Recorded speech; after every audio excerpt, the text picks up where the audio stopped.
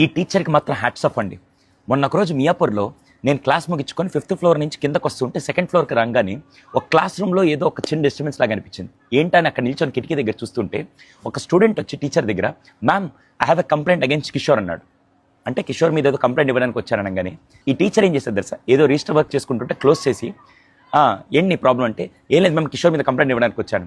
వెంటనే ఇవిడేమని తెలుసా, కంప్లైంట్ ఇచ్చే ముందు కిషోర్ గురించి 5 పాజిటివ్స్ చెప్పాను.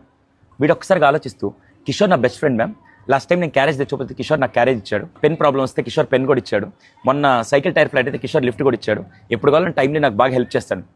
ఇప్పుడు నీ ప్రాబ్లం ఏంటి కిషోర్ అంటే, ఏం లేదు మ్యామ్ అని చెప్పి వెళ్ళిపోయాడు. ఆ రోజు నాకు అర్థమైంది, 5 పాజిటివ్స్ 1 నెగిటివ్, 5 పాజిటివ్స్ 1 నెగిటివ్. ఇప్పటిదాకా మనం ఏం చేస్తుంటే ప్రతిసారి నెగిటివ్స్ మాత్రం ఫోకస్ చేస్తుంటాం. ఈరోజు మీరు చేయాల్సింది ఫస్ట్ పాజిటివ్స్ ఫోకస్ చేయండి. లైఫ్ చాలా అద్భుతంగా ఉంటుంది.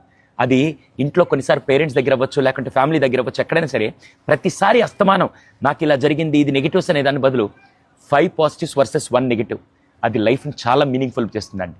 దీని మీద మీ ఒపీనియన్ ఏంటో కింద కామెంట్ సెక్షన్లో తెలియచేయండి. వీలైనంత మంది పీపుల్కి షేర్ చేసి లైఫ్ని మొత్తం పాజిటివ్గా చేంజ్ చేద్దామండి. Thank you.